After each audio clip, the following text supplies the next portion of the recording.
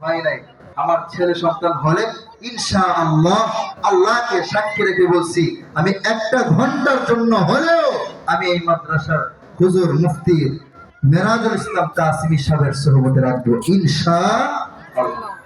কারণ আমি হুজুরকে দেখে আসবো না, হুজুর হুজুর হয়েছেন যেই নবীর আদর্শই আদর্শবান হয়েছেন, সেই নবীর আদর্শই এই মাদ্রাসায় পড়ানো হয়। নবীজির উপরে যে কোরআন নাজিল হয়েছে সেই কোরআন এই মাদ্রাসায় পড়ানো হয়। এই কোরআনের বরকতে, এই রাসূলের আদর্শের বরকতে আমি নিজেও কিয়ামত পর্যন্ত এই মাদ্রাসার ছাত্র হিসেবে আসবো ইনশাআল্লাহ। আমি বুক ফুলিয়ে বলতে পারি, আপনারা এই মাদ্রাসা আপনাদের মেহনতের বদৌলতে মাদ্রাসা এতটুকু আসছে। ইনশাআল্লাহ আপনারা মরণ পর্যন্ত মাদ্রাসার পেছনে থাকেন, ঠকবেন না ইনশাআল্লাহ, ঠকবেন না ইনশাআল্লাহ।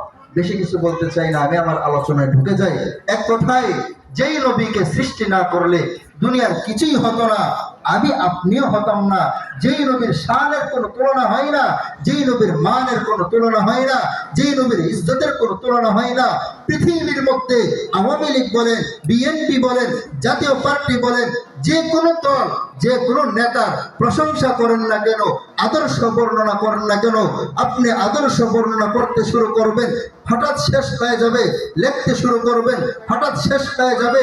আল্লাহর পয়গম্বরকে আল্লাহ পাক এত শান, এত মান, এত মর্যাদা, এত দামি একটা আদর্শ দিলেন, এত দামি একটা চরিত্র দিলেন, যেই চরিত্র সম্পর্কে, যেই শান সম্পর্কে, যে মান সম্পর্ক বক্তারা বয়ান করেই যাবে, লেখক লেখেই যাবে, গায়ক গেয়েই যাবে, কিয়ামত হয়ে যাবে, শেষ করা সম্ভব হবে?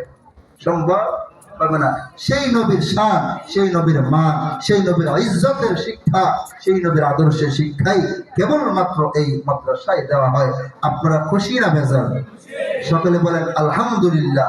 আমার বাবার সম্পদ কম না বেশি আপনারা জানেন না, আমার মা কালো না সুন্দর আপনারা জানেন না, আমার বাবা কালো না সুন্দর আপনারা জানেন না, কিন্তু আপনারা যে আমাকে বসাইলেন, আমার চেয়ে অনেক টাকাওয়ালা এখানে আছেন না? আছেন। আপনারা বিভিন্ন জায়গায় গিয়া, আপনারা বিভিন্ন বড় বড় মজলিসে গিয়া বড় বড় চেয়ারে বসেন। বিবাহের অনুষ্ঠানে যদি আপনাদেরকে এমন জায়গায় বসায় খাবার দিতাম, খাইতেন? বিসমিল্লাহ ছাড়া সাইজ।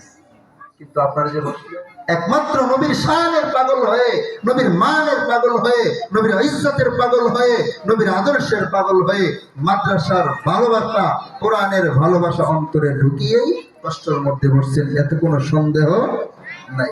সেই নবীর শান নিয়ে আমি কিছু আলোচনা করব। আমার উদ্দেশ্য আল্লাহ পাক যেন আমল করার তৌফিক দান করেন, পাশাপাশি আমার যদি কোনো ভুল